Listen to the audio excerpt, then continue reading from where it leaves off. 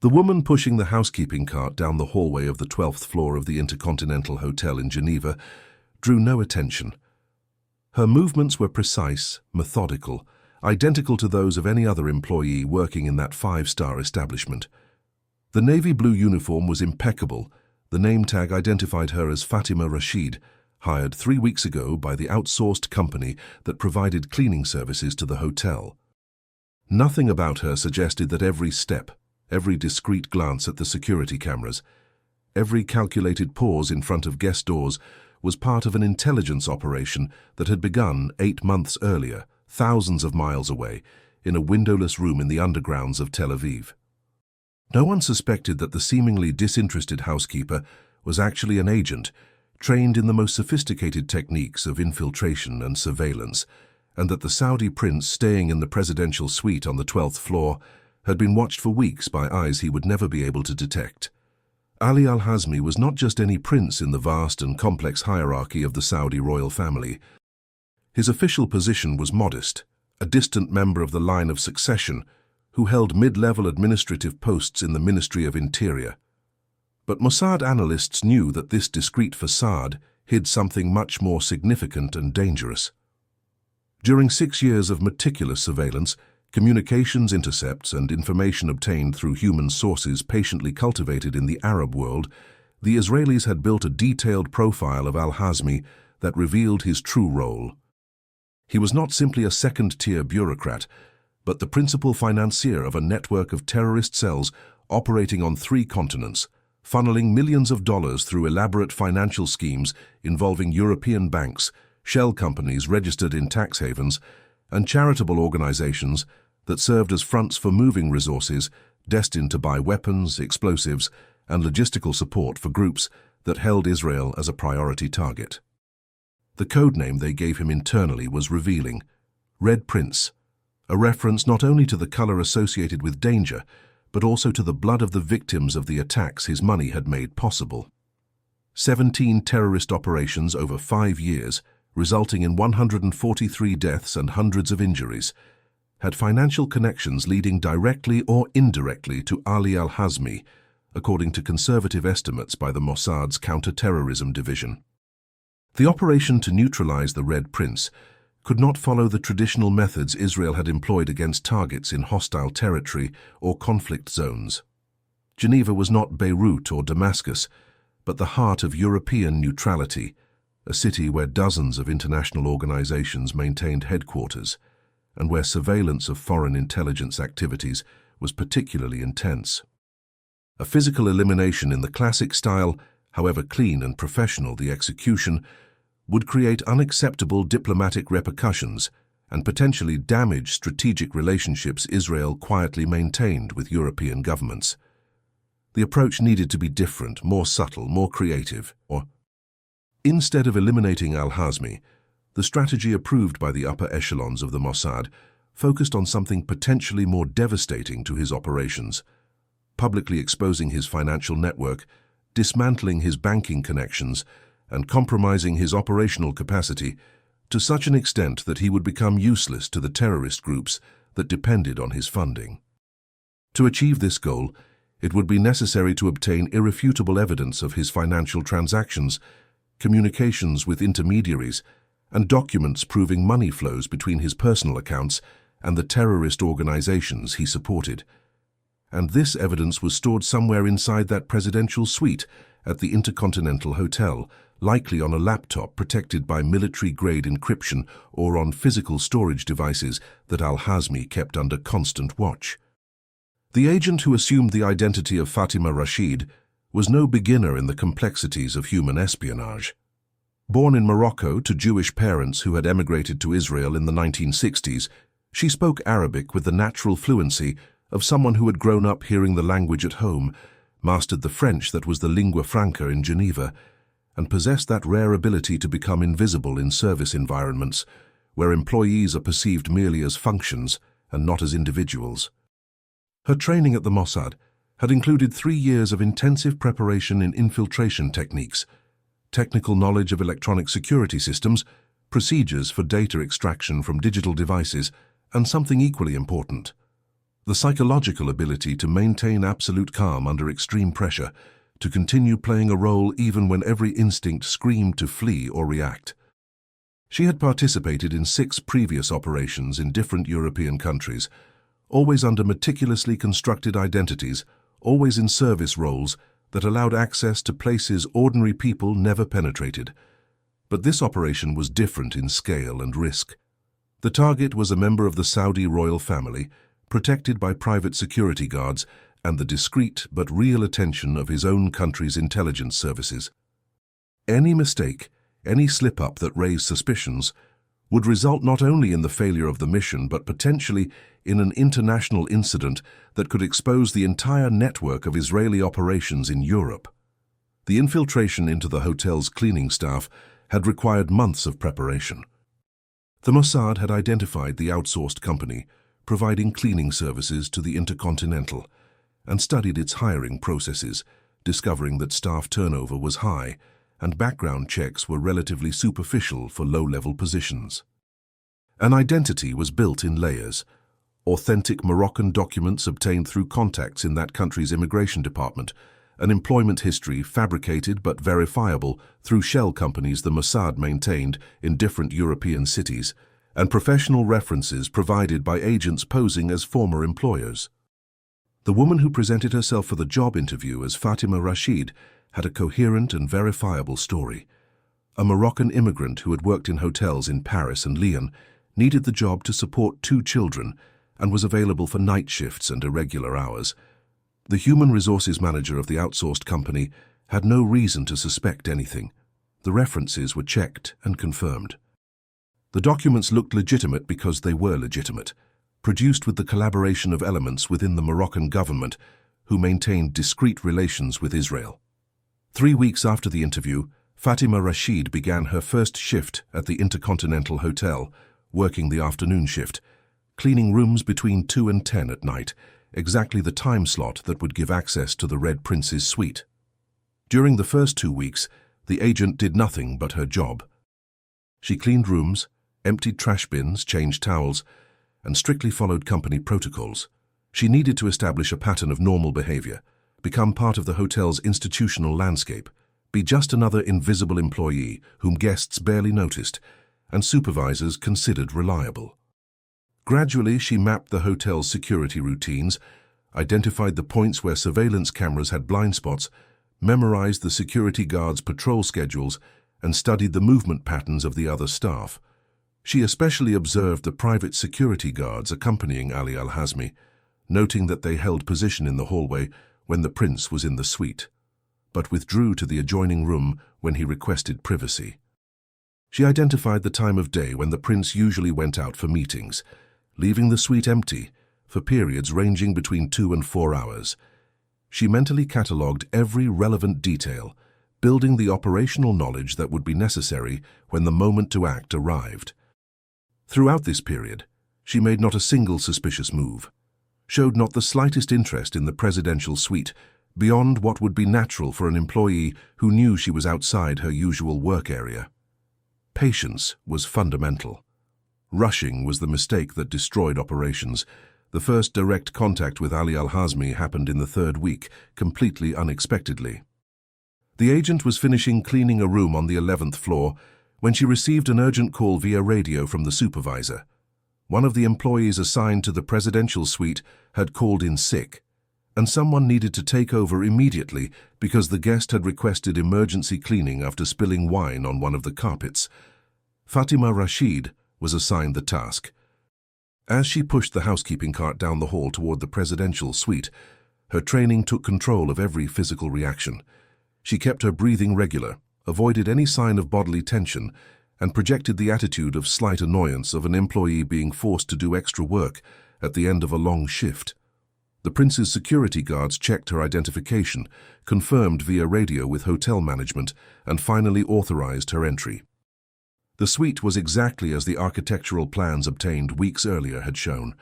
A large living room with a view of the lake, an adjoining office, a master bedroom, and a bathroom with marble fixtures. The prince was on the phone when she entered, speaking in Arabic to someone, his voice low but clearly irritated. He barely looked at her, merely pointing to the stained carpet and making an impatient gesture for her to start work. During the next 40 minutes, while treating the wine stain with specialized products, the agent managed to do something months of external surveillance had not permitted. Observe the interior of Ali Al-Hazmi's personal space, note where he kept his electronic devices, identify the safe built into the office wall, and visually map every detail that would be relevant to the next phase of the operation. The threat came the moment she was packing up the cleaning equipment, preparing to leave the suite. Ali Al-Hazmi had ended the phone call and was watching her with an expression the agent recognized immediately, the disdainful arrogance of someone used to treating people of lower classes as unimportant objects. He approached, deliberately invading her personal space, and began speaking in Arabic, presuming a Moroccan housekeeper would not master other languages. What he said was revealing not only of his character, but also of his concerns at that specific moment. He asked if she had touched anything besides the carpet, if she had looked at the papers on the office desk, if she had noticed the leather briefcase on the armchair. The tone was accusatory, threatening. He made it clear that people like her, Muslim immigrants working service jobs, were often recruited by intelligence agencies, that he was aware of these tactics, and that if he discovered any indication she was snooping beyond her duties, there would be serious consequences not only for her but for her family. The threat was explicit and calculated to intimidate. What Ali Al-Hazmi didn't know, what his arrogance didn't allow him to imagine, was that the housekeeper was absorbing every word not with fear, but with the cold satisfaction of a professional who had just obtained confirmation of something crucial. The prince was paranoid about espionage, which meant he had something valuable to protect in that suite, and his own paranoia had just revealed exactly where he kept his most sensitive materials, the leather briefcase on the armchair he had mentioned. So specifically, the agent responded exactly as Fatima Rashid would respond, with nervous submission, a profound apology in Arabic, assuring the prince she was just an honest worker who needed the job, that she would never touch anything not strictly necessary for her work, that he didn't need to worry about her. She lowered her eyes, assumed a posture of deference, and played the role of the intimidated subordinate perfectly. Al-Hazmi seemed satisfied with the display of submission. He waved his hand in a dismissive gesture, returned his attention to the laptop on the desk, and the agent left the suite pushing the cleaning cart, maintaining the appropriate expression of someone who had just been reprimanded and was anxious to get away. But as she walked down the hall back to the service elevator, her mind was already processing every element of that encounter, analyzing the tactical implications, adjusting the target's psychological profile. Ali Al-Hazmi was exactly the type of adversary Mossad training taught one to exploit. Intelligent enough to be cautious, but too arrogant to imagine his security could be compromised by someone he considered socially inferior. That arrogance would be his fatal vulnerability.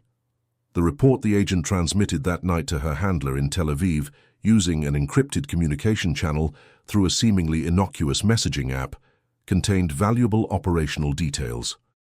The leather briefcase mentioned by Al-Hazmi likely contained documents or storage devices he didn't trust leaving in the safe, possibly because he needed frequent access or because the safe was hotel property and therefore potentially vulnerable to management access.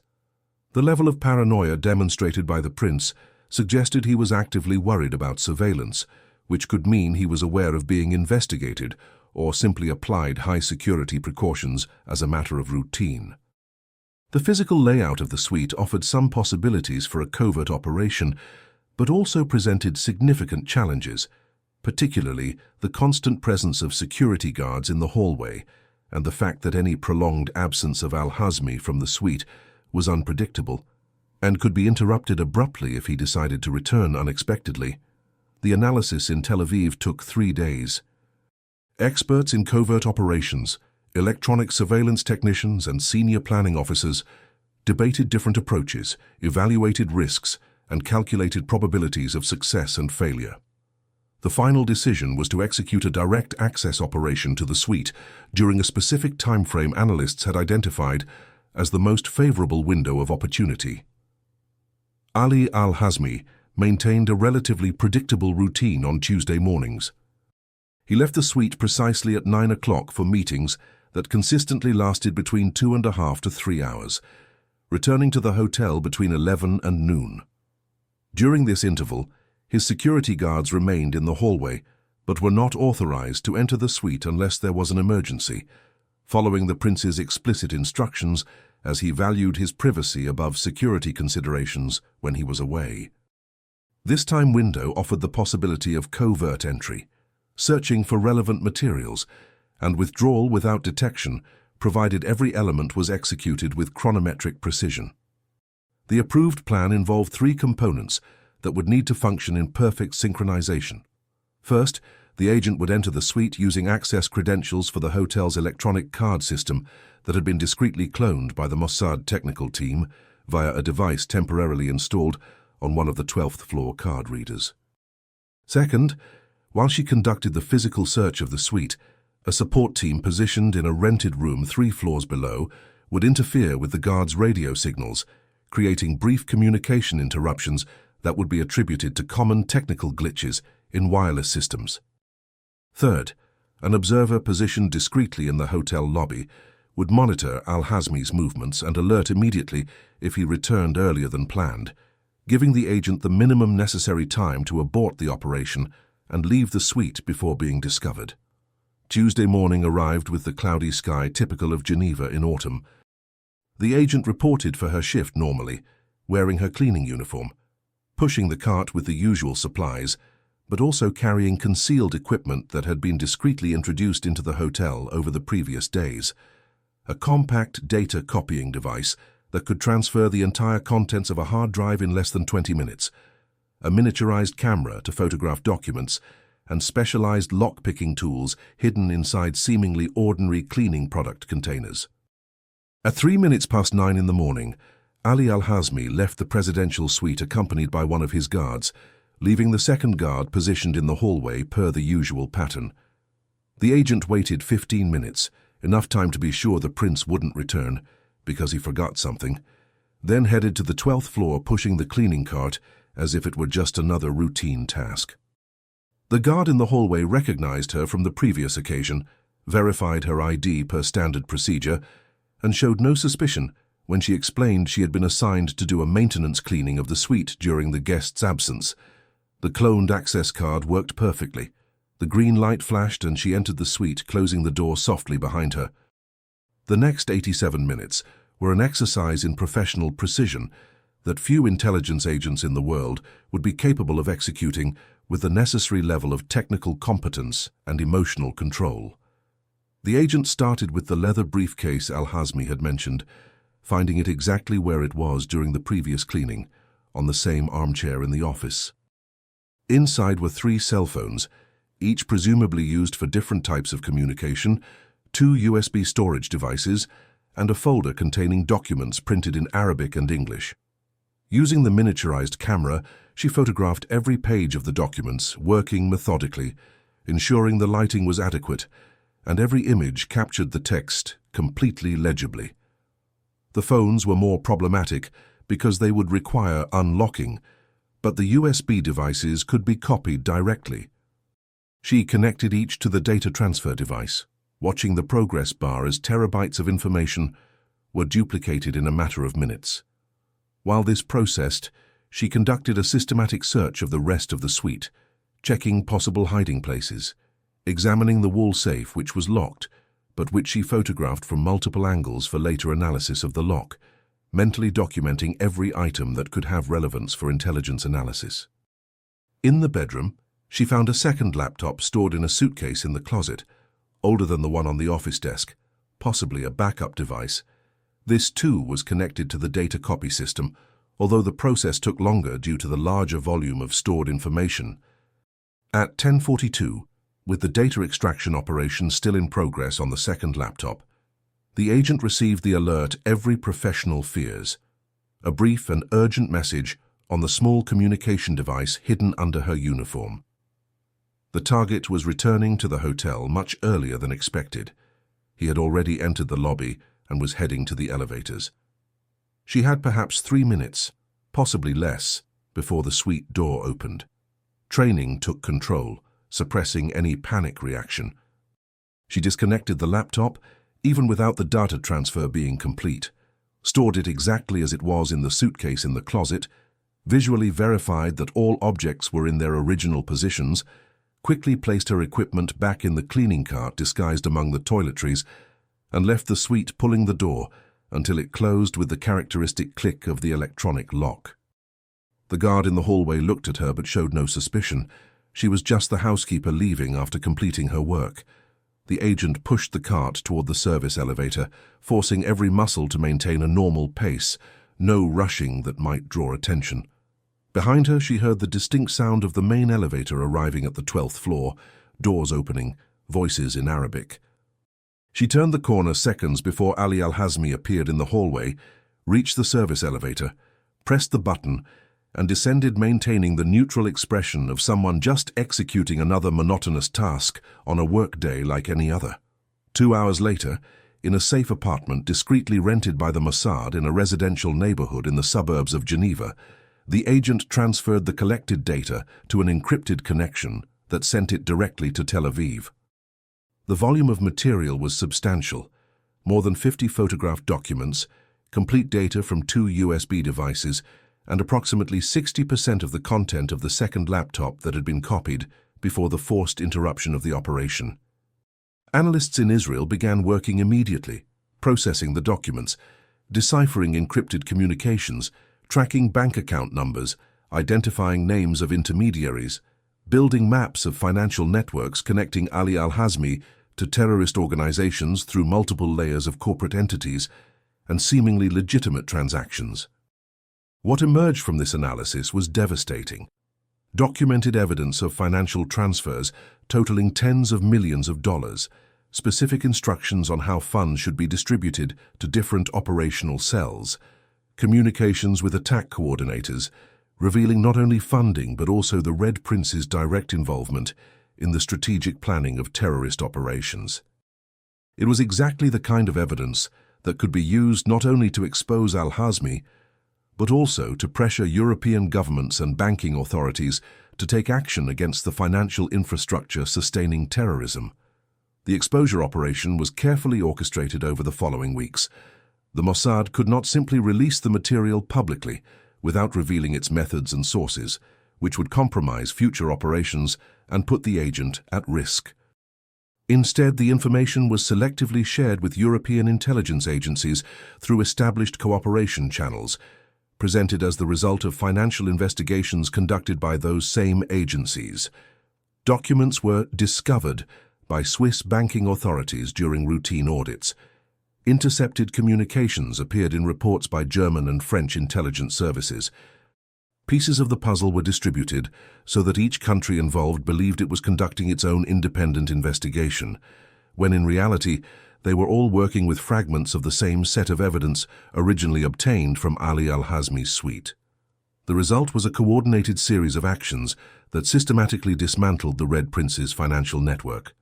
Bank accounts were frozen in 3 countries. Shell companies were investigated and shut down. Intermediaries were arrested or forced to flee. The structure Al-Hazmi had built over years, the one that had channeled resources for so many deadly operations, was dismembered in a matter of months, not through a single dramatic strike, but through legal and administrative actions that could not be easily attributed to any specific source. Ali Al-Hazmi tried to rebuild his operations, moving money through new channels, establishing new shell companies, recruiting new intermediaries. But the damage was done. His reputation within the terrorist organizations that depended on him was compromised. There were suspicions, never confirmed but always present, that he had been careless, that his security systems had failed, that he was now a security risk. The information that should have been protected had been compromised, and even if no one knew exactly how it happened, the result was undeniable. The man who had been the principal financier of operations on 3 continents was now isolated, suspected, incapable of operating with the freedom he previously had. Within a year, Ali Al-Hazmi had been effectively neutralized not through physical elimination that would have created a martyr and generated reprisals, but through systematic exposure that made him useless to those who previously depended on him. The Red Prince remained alive, remained a member of the Saudi royal family, continued living in luxury hotels and maintaining the appearance of respectability. But his ability to facilitate terrorism had been destroyed as completely as if he had been physically eliminated, and with infinitely smaller political consequences. The agent who conducted the operation never returned to the Intercontinental Hotel. Fatima Rashid simply disappeared from the cleaning company's payroll, one more immigrant employee who had decided to seek opportunities elsewhere, an event so common no one asked questions or considered it unusual. The documents establishing her false identity were destroyed according to standard procedures. The bank accounts opened in her name were closed. The traces of the operation were systematically erased until nothing remained that could connect that Moroccan housekeeper to the intelligence actions that had dismantled a terrorist network. The agent herself was transferred to other operations, in other countries under other identities, continuing the work she had chosen when she decided to dedicate her life to Israel's security. She never spoke publicly about what happened that morning in Geneva, and likely never will, bound by oaths of secrecy that persist long beyond the end of operational careers. There are certain experiences that remain forever classified, certain stories that cannot be told, except in sealed archives that may become accessible decades in the future, when the protagonists are no longer alive, and when the techniques employed have already been replaced by even more sophisticated methods. What remains is the knowledge within the intelligence community that even the most protected targets, those who travel with security guards and stay in luxury hotels and believe their position and wealth make them untouchable, remain vulnerable to operations conducted by determined and skilled adversaries. The presidential suite of a five-star hotel may seem like a safe sanctuary, but its doors are opened and closed by employees whose identities and motivations are rarely examined with the rigor they should be. The housekeeping cart, pushed by a seemingly innocuous housekeeper, may contain not only toiletries and clean towels, but also technical equipment capable of extracting terabytes of compromising data in a matter of minutes.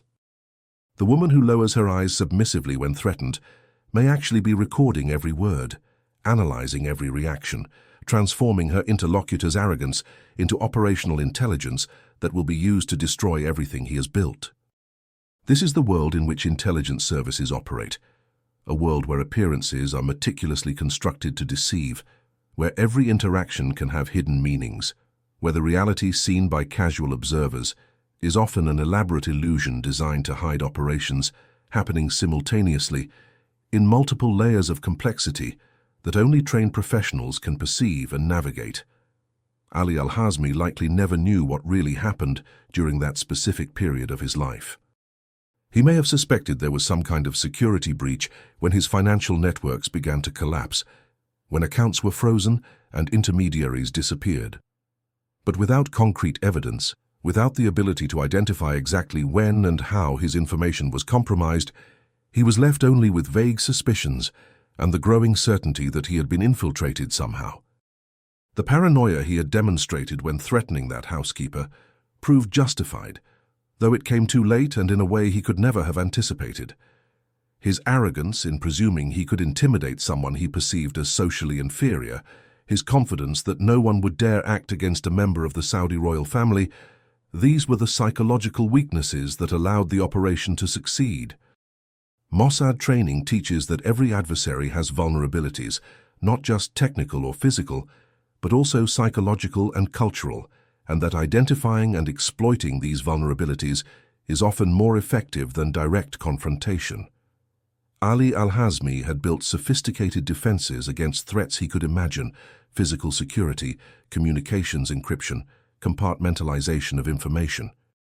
But he had not defended himself against something his own arrogance did not allow him to consider a real threat: the possibility that those he despised could be exactly the instruments of his defeat. Luxury hotels around the world continue hosting princes, diplomats, executives, and other high-value individuals who believe they can protect themselves through security guards and presidential suites. Cleaning companies continue hiring employees of diverse nationalities, conducting background checks that are rarely deep enough to detect identities fabricated by intelligence agencies with the resources and expertise to create complete and verifiable histories. Housekeeping carts continue being pushed down hallways, delivering clean towels and toiletries, rarely being inspected for hidden equipment because the very nature of cleaning work is considered too mundane to represent a security threat.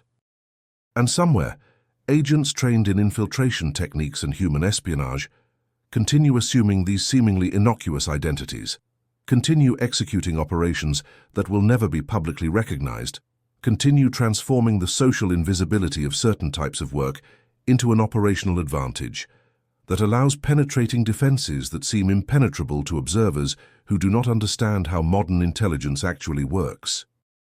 The lesson of the operation against the Red Prince is not that hotels are intrinsically unsafe, or that cleaning staff should be treated with universal suspicion. The lesson is something more subtle and disturbing, that in a world where espionage has evolved to extraordinary levels of technical and operational sophistication, no environment is truly safe against determined adversaries with resources and patience to conduct long-term infiltrations that exploit not only technical vulnerabilities, but also the cultural assumptions and social prejudices that make certain people become invisible to the eyes of those who should be most vigilant. The file of the operation remains classified in Mossad systems, accessible only to those with specific clearances and operational need to know the details. There are no public memorials celebrating the success, no official recognition that the operation even happened. The agent who executed the mission received no public medals, nor was honored in official ceremonies, because publicly recognizing her work would be revealing capabilities and methods Israel prefers to keep hidden. This is the central paradox of successful espionage. The most effective operations are those that are never recognized. The most valuable agents are those whose names remain forever unknown. The most significant successes are those that appear, when they appear, as fortuitous coincidences or as results of work conducted by other agencies in other contexts. The true intelligence professional works in the shadows not out of dramatic preference or introspective temperament, but because operational effectiveness demands absolute anonymity, because public recognition compromises not only future operations, but also places lives at risk, both of the agent themselves and of those working in support networks that remain active in multiple regions of the world. The story of the housekeeper who was an undercover agent became within the restricted circles of intelligence services that study operational cases as training lessons, a perfect example of how modern covert operations work when all elements align correctly. Careful selection of cover identity, allowing natural access to the target environment, patience to establish legitimate presence before attempting any operational action, technical capacity to extract information quickly when the opportunity arises, and psychological discipline to maintain the role even under direct pressure from the target. These elements, combined with meticulous planning and sophisticated intelligence infrastructure support, transform what might seem impossible into operational reality. But the story also serves as a warning about the arrogance and cultural assumptions that can blind even intelligent and cautious individuals to threats that exist exactly in the interactions they consider too trivial to merit vigilant attention. Ali al-Hazmi made the fatal mistake of presuming that someone in a social position he despised could not represent significant danger, and that presumption cost him his entire operational network, his reputation within the organizations he funded, and his ability to continue facilitating the operations that had been the central purpose of years of careful work building clandestine financial infrastructure. There is something deeply revealing about human nature in the fact that the same characteristics that allow societies to function, labor specialization, trust in institutional systems, the tendency to categorize people by social function and cease seeing them as complex individuals, are precisely the vulnerabilities intelligence operations exploit most effectively. We do not see the housekeeper, we see only the function. We do not question the legitimacy of credentials that seem in order, because our bureaucratic systems depend on trust in verifiable documentation. We do not imagine that the casual encounter, the routine interaction, the banal moment could actually be an operation carefully choreographed by professionals trained to exploit exactly these assumptions. The social invisibility of certain types of work becomes, in the hands of skilled operators, the most effective of camouflages, superior to any physical disguise or concealment technology, because it operates at the level of cognitive perception, making the mind simply not register as relevant or potentially threatening what it sees, but unconsciously categorizes as part of the background scenery of everyday life.